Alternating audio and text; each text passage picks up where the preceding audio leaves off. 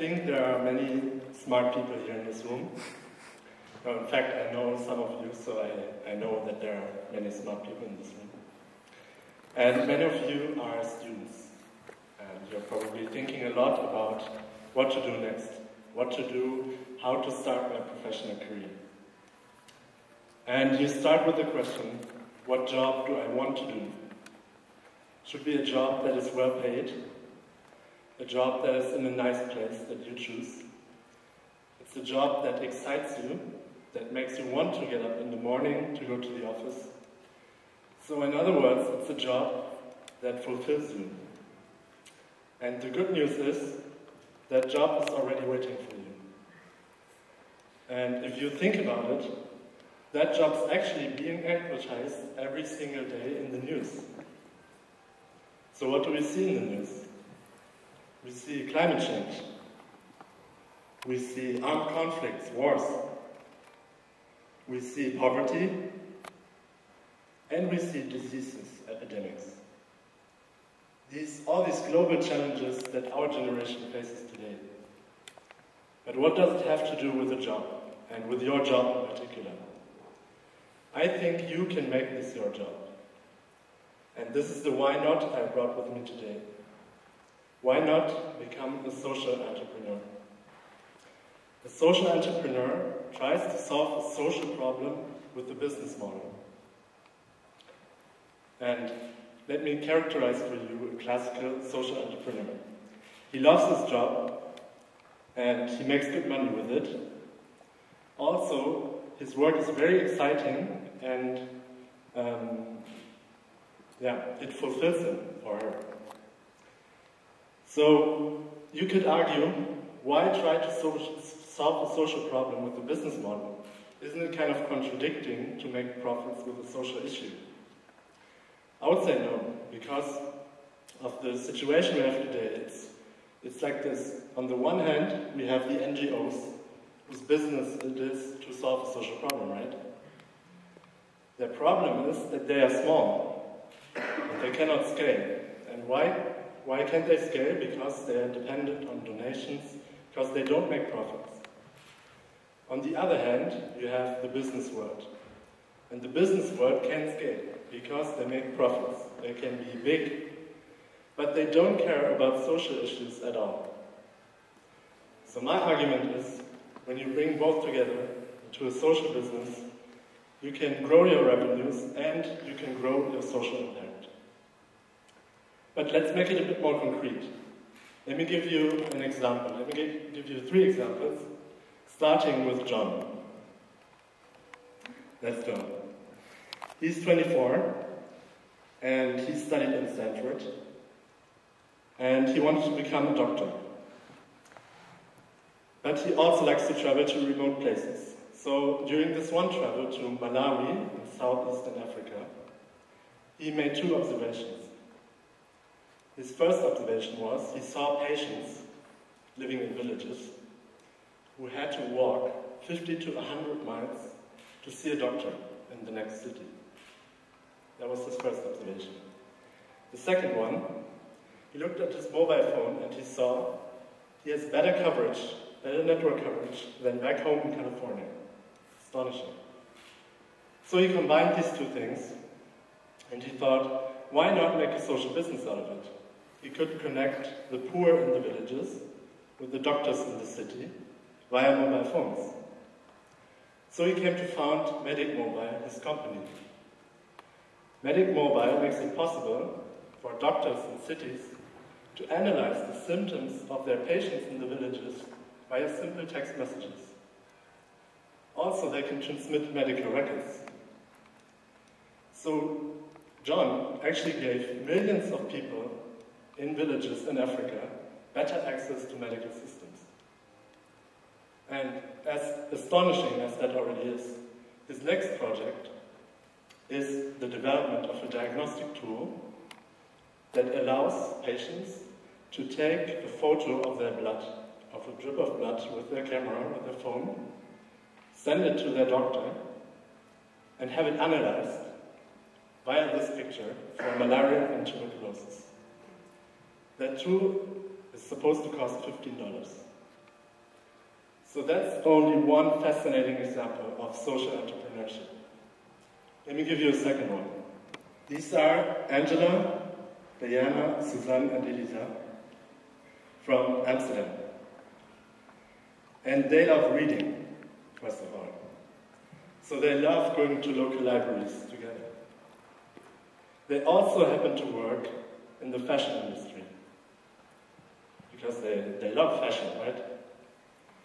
But more and more they became fed up with the way they and many other people, and we as well, consume clothes.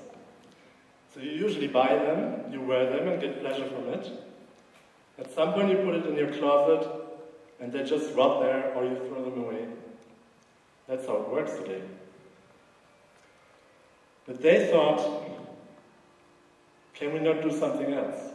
Can we not maybe combine the library idea with the shopping idea, shopping for clothes? Because all these resources that go into the production of clothes, all the work and poor working conditions that goes into the production, all the CO2 emissions from getting this one t-shirt from Bangladesh to Europe. So that's how they found the Lena Fashion Library in Amsterdam. And it works like this. You become a member for 10 euros, 15 euros, 20 euros, and you get a flat rate for awesome clothing. Instead of buying new clothes, you borrow them. And instead of throwing them away at some point, you make somebody else happy by returning it to the library and making somebody else renting it out again and get pleasure from it as well. So that's their idea, how they invent the future and how shopping for clothes should work in the future. And let me give you a third example. And the third example is actually about my own social business. And the story of my own social business actually starts in the jungle of Colombia.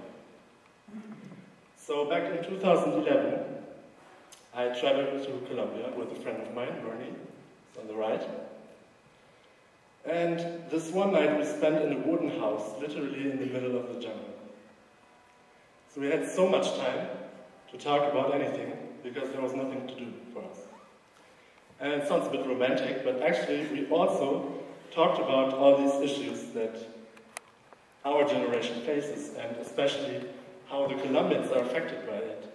Social inequalities, the armed conflicts in Colombia. That was one thing. Then, randomly, he told me about this newspaper article he had read. And the author of that article, he invested money at his bank each month. And he asked a simple question: well, I give them money each month, and I'm waiting for my pension age for them to pay me out again.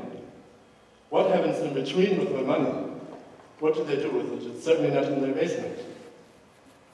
So he ended up, by investigating it, he ended up at a fair organized by weapons manufacturers in Saudi Arabia.